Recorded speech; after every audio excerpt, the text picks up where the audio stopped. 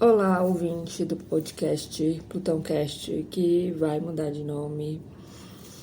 Tudo bom?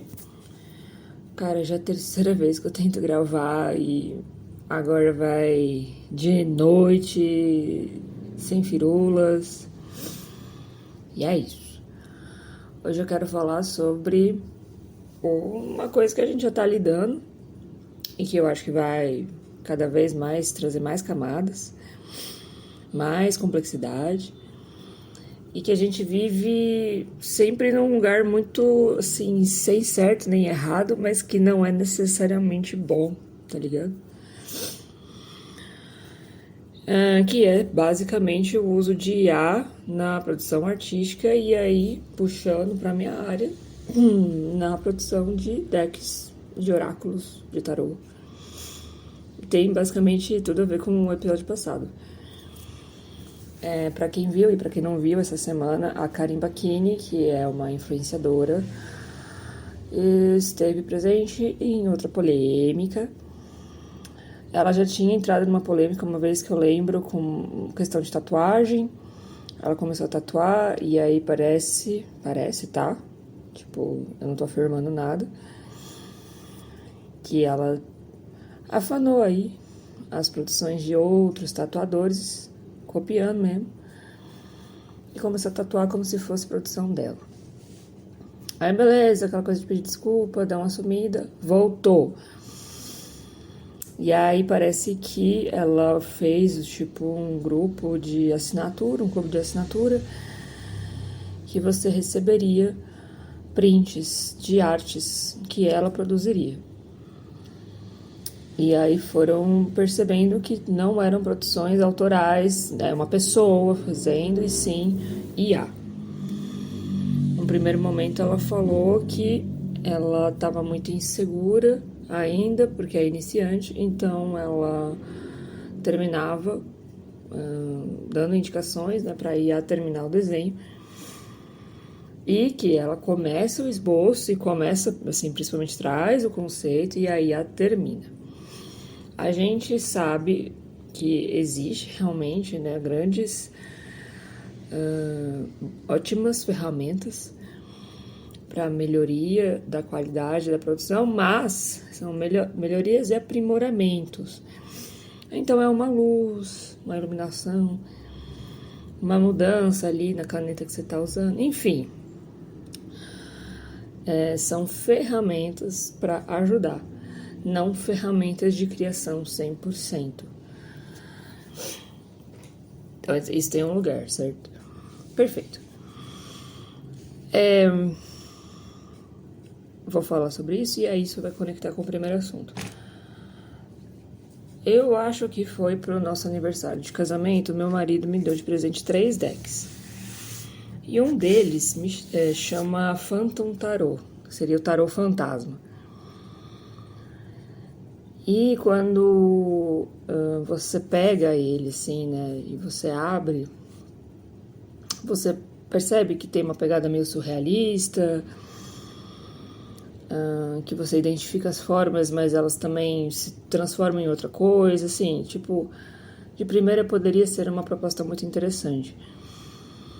Só que você vê que é IA, assim, tá, é bem descarado. Inclusive porque tem 2 cartas que saem totalmente da proposta. Então, se eu fosse exemplificar muito simplesmente, é como se fosse o tarô rosa da Mel. E aí todas as cartas têm tons de rosa, desenhos de rosas, a flor rosa mesmo também, né? E brincando com, sei lá, o 7 de copas, são 7 rosas dentro de 7 copas, por exemplo. E aí teria 2 cartas totalmente aleatórias que eu coloquei. O símbolo do timão, né? O timão do Corinthians. E outra, uma foto da Dani Calabresa, sei lá. Assim, você vê como destoa da proposta? Então, a gente entende que não tem uma pesquisa fechada. Isso não quer dizer que poderia ter uma liberdade? Tá, mas destoa demais. Você tem o tarô rosa da Mel, que pesquisa tons de rosa, e a flor rosa E aí, do nada, você tem o timão do Corinthians, o brasão do Corinthians. Você vê como fica diferente? Você pode ter também o deck inteiro do Corinthians. Pô, é uma proposta, né? Enfim, é o que aconteceu com esse deck. Ele tem duas cartas que fogem muito dessa proposta mais surrealista, que fica muito evidente. Isso temos um ponto, né? Isso assim você abre, pá, beleza. Depois, quando você busca, ele não tem folheto, ele não tem livreto, ele não tem nada na internet, não vem nada. Ele não tem autoria, ele não tem nome de ninguém.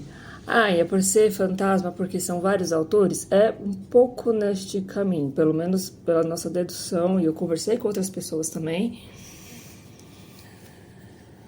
E tem 2 sites que eu achei, que acho que foi no Reddit, na verdade. O pessoal tá achando que é uma produção chinesa. E o outro é realmente uma explicação do tarô e o que foi pensado para esse tarô. Então a pessoa está explicando as imagens. Isso não me importava na hora da pesquisa. Me importava saber quem fez. Quem foram essas pessoas? Porque uma coisa é você falar que é o tarô fantasma, porque é uma autoria fantasma, tipo o Ghostwriter, né? O fantasma escritor. Existe uma pessoa por trás, mas tem uma outra pessoa assinando a produção. Mas não era isso. Ah, então são várias pessoas juntas que a gente não vai dar nome, é uma coprodução. E a gente vai dar esse nome porque a gente não quer dar uma cara. Poderia ser também. E não é, porque não tem o nome de nenhuma das pessoas. E aí que tá. E aí que a gente vai entrar nessa questão das produções de imagens pela IA. E como eu imagino, aqui tá, eu não tô tirando do sovaco, gente, porque é o tipo de coisa que a gente não tira do sovaco, é empírico. A gente tá vivendo o negócio. Então é mais uma análise do que a gente tá vivendo e que possivelmente vai mudar daqui a pouquíssimo tempo. O que a IA faz para produzir imagens? Ela vai catando um monte de referência de um monte de gente, ela não tá nem aí pra nada. Ela põe tudo no mesmo saco e ela lança a imagem que você pede a partir do prompt. Ah, eu quero fazer um deck de rosas com tons de rosa.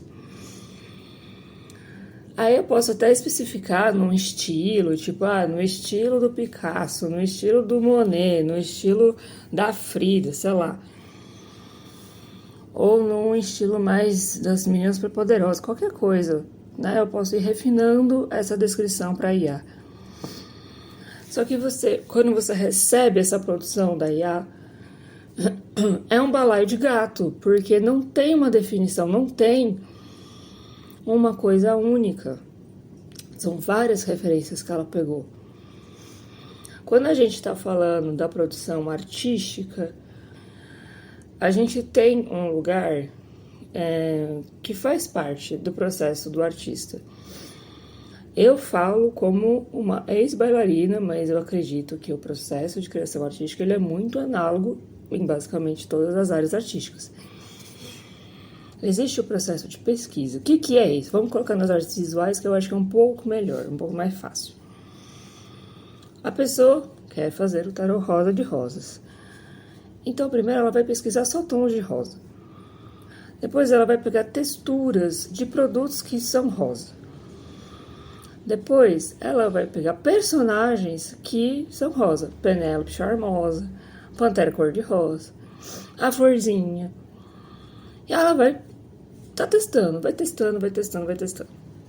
Quando você pega pintores mais clássicos, o Roncon, por exemplo, o cara começou a pintar com 16 anos, eu acho. E o cara fazia, eu não vou ficar afirmando, mas era um retrato por ano, uma coisa assim.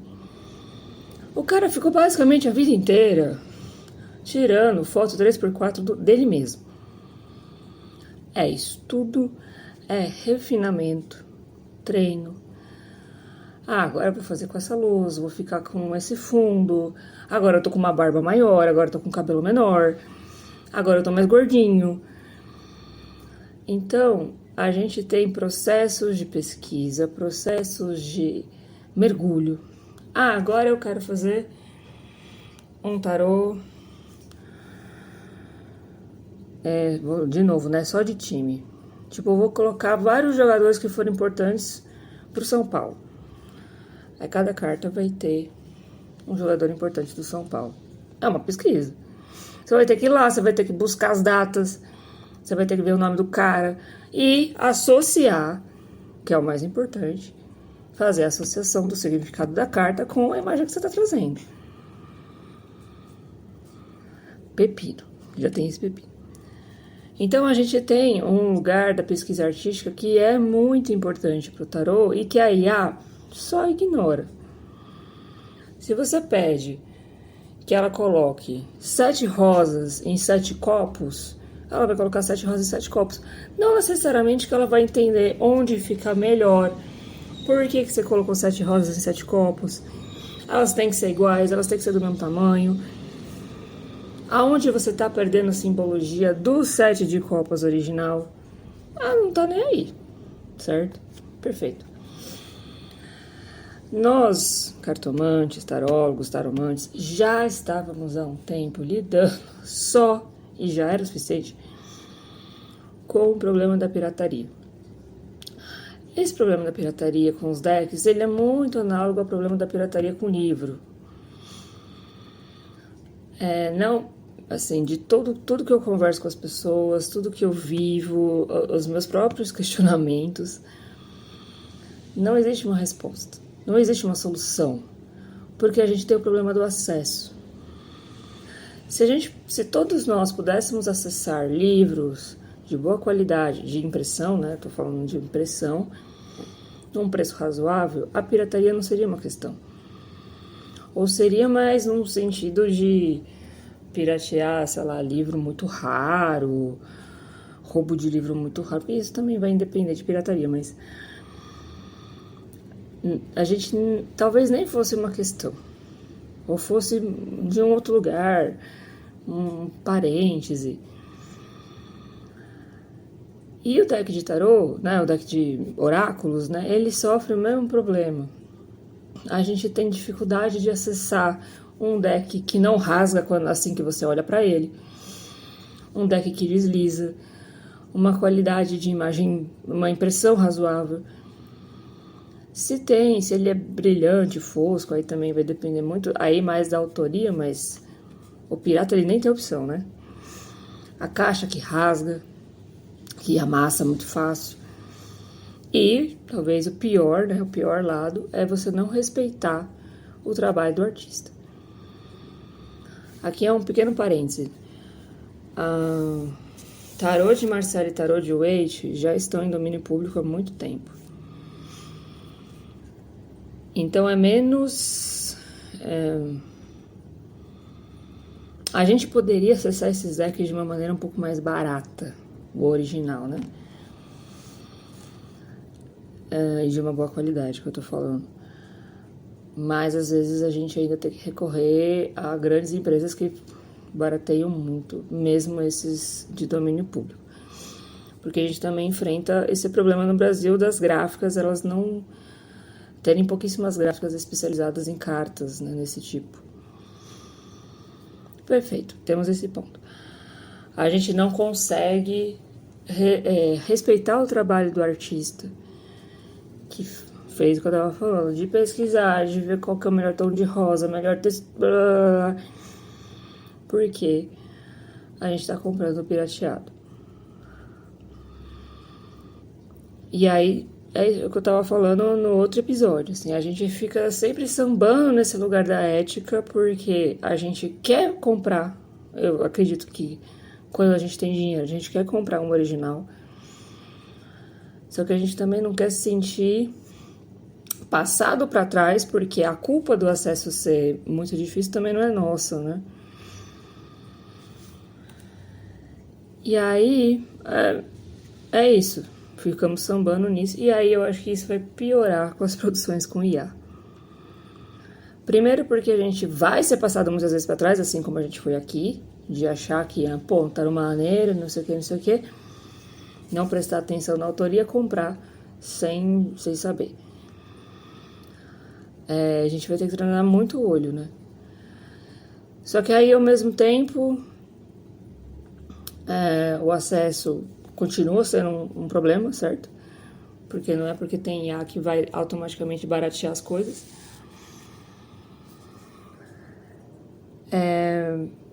E aí a gente tem esse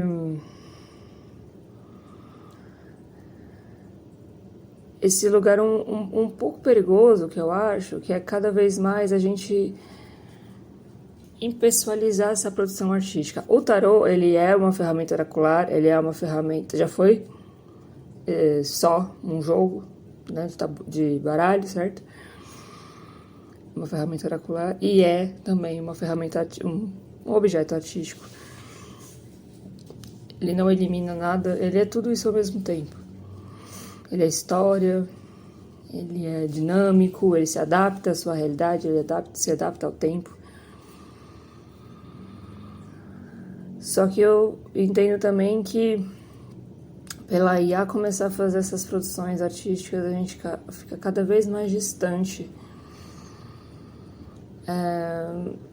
do humano, assim, porque o tarô, ele é uma ferramenta de conexão muito humana, que nos relembra da nossa humanidade. E relembra que ela é muito complexa, relembra que a gente tem muito problema, mas a gente tem muita saída, que a gente não vive só 3 áreas da vida, a gente vive várias, que às vezes a gente precisa acordar para a vida, às vezes a gente precisa relaxar, descansar. Então, assim, é uma ferramenta que nos retorna para nós mesmos. Ao mesmo tempo, a estrutura dela, a base dela é cartolina, né? É papel. Isso é muito humano também, né? Assim, num sentido muito prático. Então, independente se você trabalha com espiritualidade ou não, aquela base é papel. Assim, quem vai dar o sentido e quem vai dar o teor para essa ferramenta é quem está mexendo com ela, né? Só que aí você já tem um bagulho pirata, você já tem um bagulho que não é feito por artista, e aí você tem clientes que chegam ocos, né? Assim, a gente fica toda hora puxando, lembrando. Lembra que você é gente, lembra que você é gente. Então eu fico muito preocupada, assim, né? De tipo, mano, é inevitável, já tá acontecendo aqui nos meus nos patrocinados que me aparecem. Até que não aparece muito, porque o meu Xiaomi ele é muito lerdo para patrocinado, mas apareceram já vários que assim, foi muito fácil de identificar que era uma IA. E assim, eu não tô falando nem do caso da Karen, por exemplo, que diz que, de novo, não sei se é verdade, ela usou a IA para terminar. Essas grandes empresas, elas estão fazendo do zero, não é nem para terminar. A moda também sofre com isso. Tem vários designers que têm o site deles, hospeda, sei lá, em grandes, tipo Etsy, etc. E tem os seus designers de moda roubados por grandes empresas, e elas vão lá e produzem massa e vende por 1/3, que não tem a mesma qualidade, que às vezes vai chegar, a pessoa vai dar 2, 3 vezes, porque é vendido como roupa de massa e não como um vestuário. Por quê? O tecido é mais frágil, ele vai durar menos. E a ideia da roupa de vendida em massa é justamente para que seja, que perca, né? Assim, em 3 meses você já tá comprando outra, porque aquilo já não tá mais na moda, entre aspas, né? Então a moda também já tá vivendo isso há um tempo, né? Os decks oraculares, eles estão chegando aí nessa toada. Acho que muita coisa vai chegar nessa toada. Eu acho que a gente vai ter que ficar atento, né? Se a gente não quiser um deck de tarô de oracular feito por IA. Não acho que a gente vai conseguir fugir todas as vezes. Mas, de novo, o trampo do artista sendo desdenhado. Essa é a palavra que eu tenho, desdenhado, tá ligado?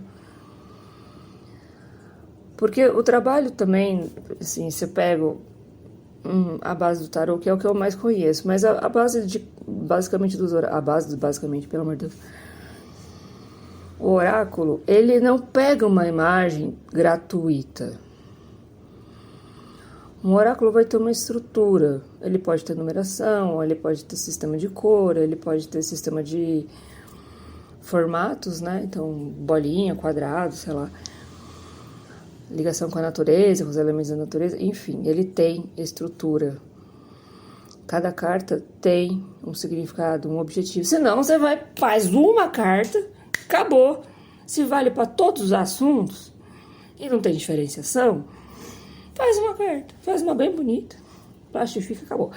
Então, cada carta vai ter um significado. Ela vai ser montada de uma forma.